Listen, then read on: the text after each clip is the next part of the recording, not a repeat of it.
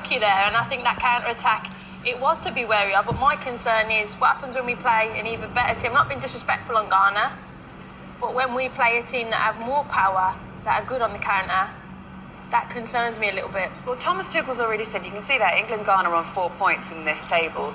Their last game, he said, look, we expect that to be a difficult game as well. What does he need to address ahead of that? Well, listen, it's going to be a similar challenge. You know, Panama are going to be very difficult to break down. Of course they will. And I think it's the learnings, which, again, you know, Anthony Barry's been brilliant at half-time in both games. I think he's been able to assess, you know, quite honestly what the situation is. So, of course, they'll be breaking that down. As I say, I just feel there were times today where, you know, we've got the inverted wingers and we're going into bodies. That's where, you know, it's really difficult to break teams down. I think we can play a little bit wider at times, maybe get, you know, a left footer. Madueke came on and we saw him put a cross in from that side and just test that back line a little bit more and move them about so they have to come out of their shape. As I said, the big issue today, a lot of, from Ghana's perspective, England were in front of them and we didn't give them enough problems.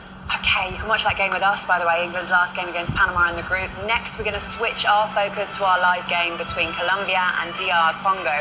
A win for Colombia will see them qualify for the knockout stages, but they take on a DR Congo side that are looking to build on their first ever goal and first ever point at the World Cup.